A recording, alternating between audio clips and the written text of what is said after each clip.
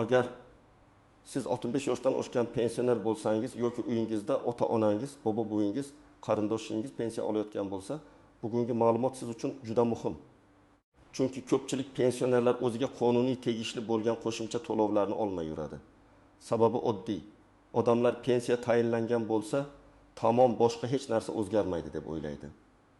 Aslida esa ayrim holatlarda pensiya qayta hisoblanishi, ustama qo'shilishi, kompensatsiya yoki yordam puli berilishi mumkin.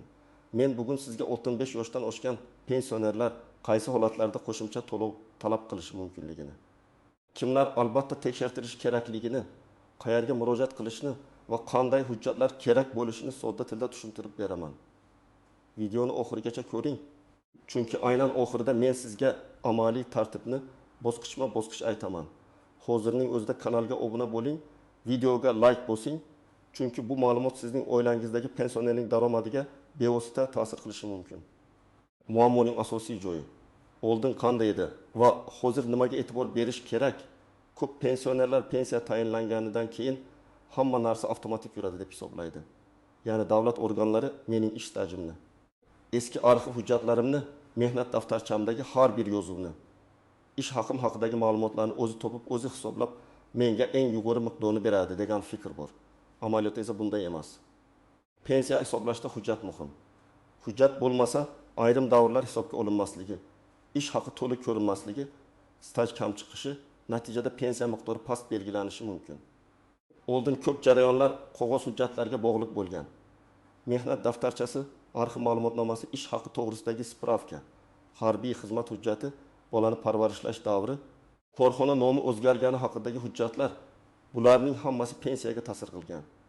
Hozir elektron bazalar kengaygan, ayrim ma'lumotlar tizimlarda ko'rinadi. Lekin bu ham hamma narsa to'liq degani emas. Ayniqsa 65 yoshdan oshgan pensionerlar ko'pincha Sovet davrida, 90 yillarda yoki eski korxonalarda ishlagan bo'ladi. O'sha davrdagi ma'lumotlar elektron bazada bo'lmasligi, arxivda yotgan bo'lishi yoki umuman noto'g'ri kiritilgan bo'lishi mumkin. Shuning uchun asosiy o'zgarish shundaki, bugun pensioner o'z huquqini bilsa, hujjatlarini yig'sa va murojaat qilsa, pensiyasini qayta ko'rib chiqish, ustama yoki qo'shimcha to'lov olish imkoniyatiga ega bo'lishi mumkin. Lekin bu 65 yoshdan oshganlarning hammasiga avtomatik pul qo'shiladi degani emas. Men buni alohida ta'kidlayman. Qo'shimcha to'lov aniq asos bo'lsa beriladi. Asos esa staj, ish haqi, nogironlik, parvarishga muhtojlik, alohida maqom, mukofot, imtiyozli toifa yoki ilgari hisobga olinmagan hujjatlar bo'lishi mumkin. Birinchi navbatda 65 yoshdan oshgan va pensiyasi juda kam bo'lgan odamlar o'z pensiya hujjatlarini tekshirtirishi kerak. Masalan, bir kishi 35 yil ishlagan, lekin pensiya atrofdagilarnikidan ancha past. U menga shunaqa chiqdi deb yuradi. Lekin tekshirib qaralsa, uning 7 yillik ish davri mehnat daftarchasidagi yozuv noaniq bo'lgani uchun hisobga olinmagan bo'lishi mumkin. Yoki eski zavodda olgan yuqori ish haqi haqidagi ma'lumotnoma topshirilmagan bo'lishi mumkin. Natijada pensiya past chiqqan. Oddiy misol keltiraman. Olim 7 yoshli erkak 1976 yildan 2010 yilgacha turli korxonalarda ishlagan. Mehnat staji deyarli 32 yil, lekin pensiya tayinlanganda faqat 24 yil staj hisoblangan. Nima uchun? Chunki bir korxona tugatilgan, mehnat daftarchasidagi muhr o'qilmaydi, arxiv ma'lumotnomasi topshirilmagan. Agar u arxivdan hujjat olib kelsa va pensiya organiga qayta hisoblash uchun ariza bersa, 8 yil staj qo'shilishi mumkin. Bu esa pensiya miqdoriga ta'sir qiladi. Ba'zan qo'shimcha oyga kichik ko'rinishi mumkin. Masalan, taqib 10 ming, 1 ming, 2 ming so'm. Lekin bir yilga hisoblasak, bu 20 milliondan 3 million so'mgacha qo'shimcha daromad degani. Pensioner uchun bu doğru darmon. Kommunal to'lov yoki oziq-ovqat xarajatining bir qismi ikkinchi toifa, ayollar. Ko'p ayollarda bola parvarishi, ishga kirish-chiqish, kolxoz yoki tashkilotlarda mavsumiy ishlash, norasmiy ko'ringan davrlar bo'ladi. Ayrim davrlar pensiya hisobida noto'g'ri baholangan bo'lishi mumkin. 16 yoshli ayolni tasavvur qiling. U 3 farzandni tarbiyalagan, 25 yil maktabda, keyin bog'chada ishlagan. Pensiya tayinlanganda ayrim hujjatlar topilmagani uchun ish haqi past ko'rsatkich bilan olingan. Keyin arxidan 1985-1990 yillardagi ish haqi haqidagi ma'lumotnoma topiladi. Agar o'sha yillardagi ish haqi nisbatan yuqori bo'lgan bo'lsa, qayta hisoblashdan keyin pensiya oshishi mumkin. Uchinchi toifa pensiyaga chiqqandan keyin ham ishlagan pensionerlar. Ko'pchilik men pensiyaga chiqdim. Keyin yana 5 yil ishladim. Lekin bu endi hech narsaga ta'sir qilmaydi deb o'ylaydi. Aslida ayrim holatlarda pensiyaga chiqqandan keyingi ish staji yoki badallar qayta hisoblashga asos bo'lishi mumkin. Buning aniq tartibi amaldagi qonunchilik va pensiya turiga bog'liq. Shuning uchun ishlagan pensionerlar albatta bandlik, soliq pensiya bazasidagi ma'lumotlar to'g'ri aks etganini tekshirtirishi kerak. Agar siz pensiyadan keyin rasman ishlagan bo'lsangiz, ish beruvchi siz uchun tegishli to'lovlarni qilgan bo'lsa, bu ma'lumotlar yo'qolib ketmasligi kerak. 4-toifa sog'lig'i yomonlashgan. Nogironligi belgilangan yoki doimiy parvarishga muhtoj pensionerlar 65 yoshdan oshgandan keyin ko'pchilikda yurish, ko'rish, eshitish, o'zini o'zi parvarish qilish bilan bog'liq muammolar kuchayadi. Agar tibbiy xulosa asosida nogironlik belgilansa yoki parvarishga muhtojlik tasdiqlansa, bu qo'shimcha to'lov, ustama ijtimoiy yordam yoki boshqa imtiyozlarga asos bo'lishi mumkin. Bu yerda eng katta xato shuki, qarindoshlar qarlikda shunday bo'ladi deb yuraveradi. Yo'q, agar odam o'zi yura olmasa, doimiy dori kerak bo'lsa, tibbiy ko'rikdan o'tib rasmiy xulosa olish kerak. Rasmiy xulosa bo'lmasa, davlat organi sizning holatingizni hujjat sifatida ko'ra olmaydi. 5-toifa alohida xizmatlari, mukofotlari, unvonlari yoki imtiyozli maqomi bor pensionerlar. Masalan, ayrim mukofotlar, faxriy unvonlar, urush yoki mehnat faxriyligi bilan bog'liq maqomlar, zararli mehnat sharoitida ishlaganlik, ayrim sohalarda uzoq yillik xizmat qilganlik qo'shimcha ustama yoki imtiyozli hisoblashga ta'sir qilishi mumkin. Bu ham avtomatik bo'lmasligi mumkin. Agar hujjat taqdim etilmagan bo'lsa, tizim buni hisobga olmasligi ehtimoli bor. Keling, hayotiy vaziyatlarni ko'rib chiqamiz.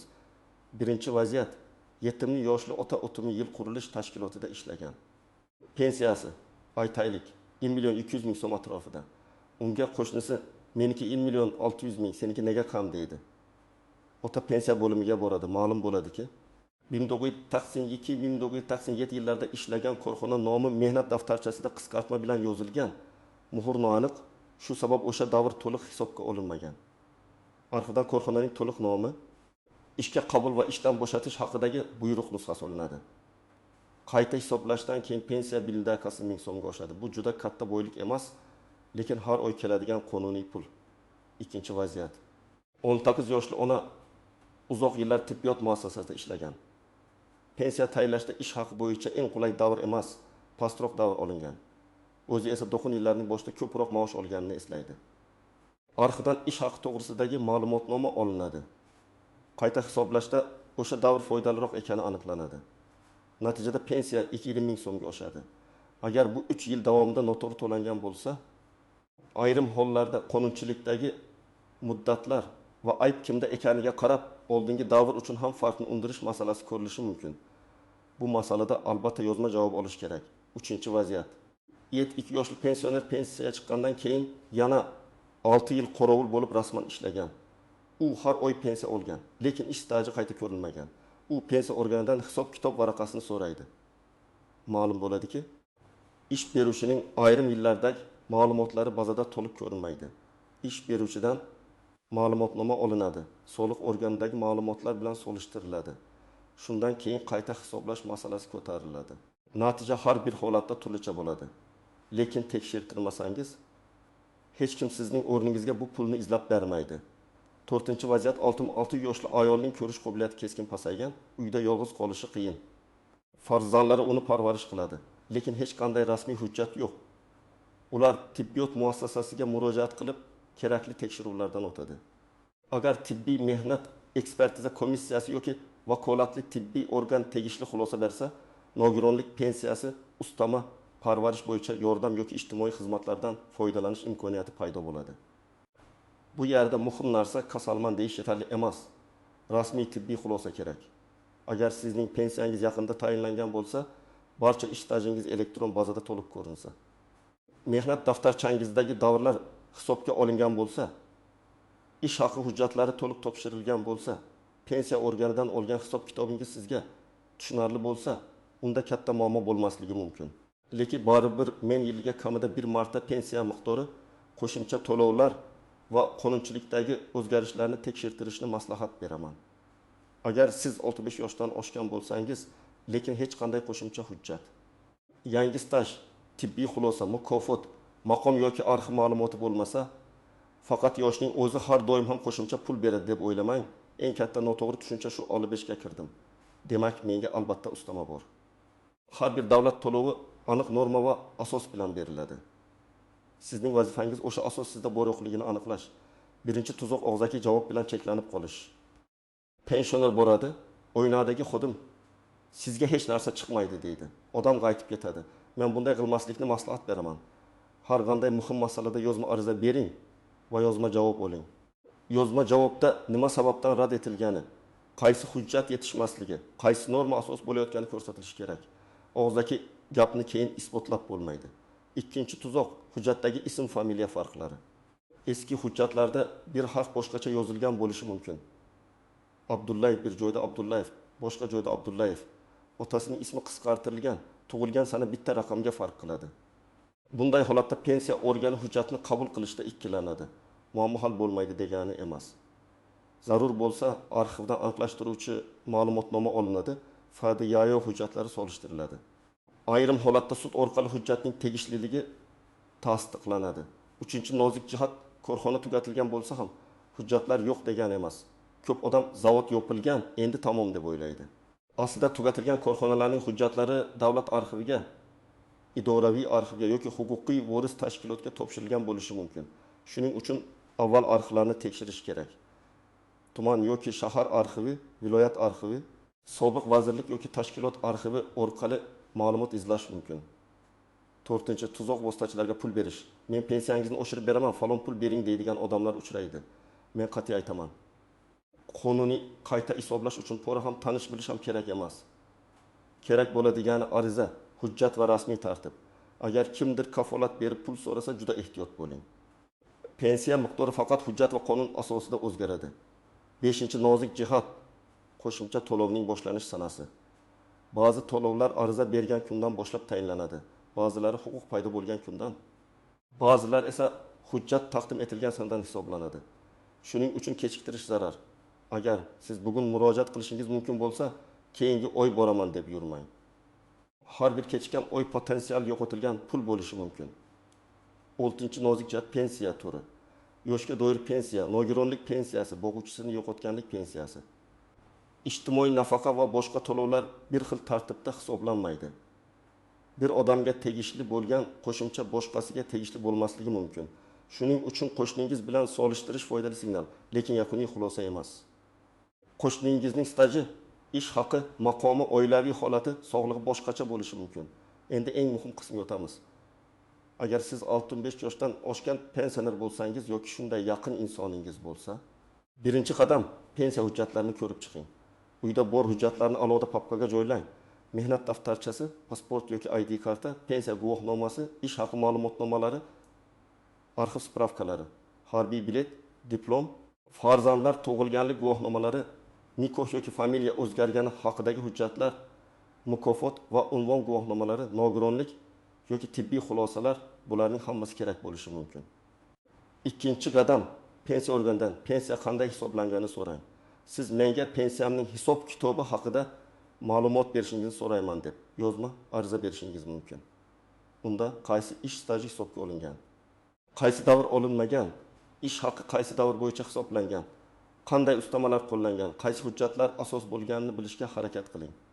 Agar xodim og'zaki tushuntirsa ham, siz yozma ma'lumot so'rash huquqiga egasiz. 3. Qadam, mehnat daftarchasini hisob kitob bilan solishtiring. Masalan, daftarchada 1970 yildan 1960 yilgacha ishlagansiz. Lekin pensiya hisobida bu davr yo'q. Nega? Murno aniqmi? Buyruq raqami yo'qmi? Korxona nomi o'zgarganmi? Sababini aniqlang. Sababni bilsangiz yechim topiladi. Sababni bilmasangiz yillar o'tib ketaveradi. 4. Qadam, arxivga murojaat qiling. Agar eski ish joyingiz yopilgan bo'lsa, tuman yoki shahar arxiviga, viloyat arxiviga, tegishli idora arxiviga so'rov yuboring. So'rovda ism, familiya, tug'ilgan sana, ishlagan korxona nomi, taxminiy ishlagan yillar, lavozim, bo'lim nomi ko'rsatiladi.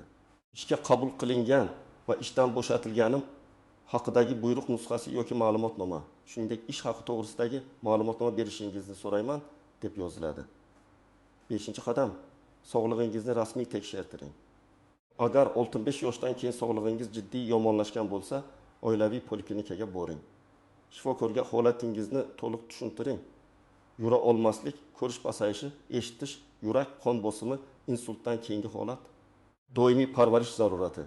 Agar asos bo'lsa, shifokor sizni tegishli komissiyaga yuboradi. Nogironlik yoki parvarishga muhtojlik faqat gap bilan emas, tibbiy hujjat bilan tasdiqlanadi. 6-qadam, agar rad javobi olsangiz, darhol taslim bo'lmang. Rad javobini o'qing. Unda hujjat yetarli emas deyilsa, qaysi hujjat kerakligini aniqlang. Staj tasdiqlanmadi deyilsa, arxiv yoki sud orqali tasdiqlash yo'lini ko'ring. Bunday ustama nazarda tutilmagan deyilsa, sizning holatingiz boshqa asosga tushadimi yo'qmi, mutaxassis bilan maslahat qiling.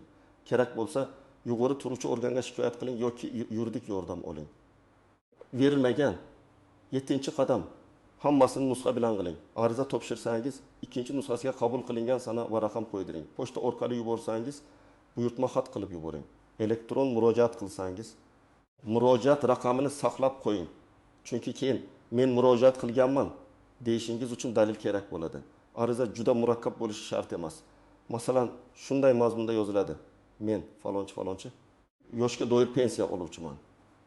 Pensiyamni hisoblashda barcha ish stajim, ish haqi ma'lumotlarim va ustama olish huquqim to'liq hisobga olinmaganini tekshirib berishingizni so'rayman. Ilova sifatida mehnat daftarchasi nusxasi, arxiv ma'lumotnomasi, ish haqi ma'lumotnomasi va boshqa hujjatlarni taqdim etaman. Tekshiruv natijasi bo'yicha pensiyamni qayta hisoblash va qonuniy qo'shimcha to'lov mavjud bo'lsa, uni tayinlashni so'rayman. Agar aynan bir davr masalasi bo'lsa, aniq yozing. 1979 yildan 1996 yilgacha falon korxonada ishlagan davrim pensiya stajiga kiritilmagan deb hisoblayman. Ushbu davrni arxiv ma'lumotnomasi asosida pensiya hisobiga qo'shib, pensiyamni qayta hisoblab berishingizni so'rayman. Aniq yozilgan ariza tezroq ko'riladi, chunki xodim nimani tekshirish kerakligini biladi. Agar pensionerning o'zi yura olmasa, farzandlari yoki yaqinlari yordam berishi kerak. Lekin rasmiy murojaat uchun ishonchnoma talab qilinishi mumkin. Notarial ishonchnoma orqali farzand pensiya organiga borishi, ariza berishi, javob olishi, arxivga murojaat qilishi mumkin. Agar pensionerning sog'lig'i juda og'ir bo'lsa, uyga chaqirish, ijtimoiy xodim yordamidan foydalanish yoki mahalla orqali yo'l yo'riq olish mumkin. Mahalla ham bu jarayonda muhim. Mahalla fuqarolar yig'ini pensionerning yolg'iz yashashi, ijtimoiy ahvoli, yordamga muhtojligi haqida ma'lumot berishi mumkin. Ayrim ijtimoiy yordamlar aynan mahalla orqali ko'rib chiqiladi. Shuning uchun faqat pensiya bo'limi bilan cheklanib qolmang. Mahalla, poliklinika, arxiv va tegishli ijtimoiy xizmatlar bilan ham ishlang. Demak, 65 yoshdan oshgan pensionerlar qo'shimcha to'lov olish huquqiga ega bo'lishi mumkin. Lekin buning uchun aniq asos kerak. Hisobga olinmagan staj, topilgan ish haqi hujjati, pensiyadan keyingi rasmiy mehnat faoliyati, nogironlik yoki parvarishga muhtojlik, alohida maqom, mukofot, imtiyoz yoki qonunda belgilangan boshqa holat. Eng muhimi, kutib o'tirmang. Hujjatlarni yig'ing, pensiya hisob kitobini so'rang. Arxivlarni tekshiring, yozma ariza bering va yozma javob oling. Agar bu video sizga foydali bo'lgan bo'lsa, albatta like bosing, kanalga obuna bo'ling va izohlarda yozing. Siz yoki yaqinlaringiz pensiyani qayta hisoblatib ko'rganmisiz? Qo'shimcha to'lov olishga muvaffaq bo'lganmisiz?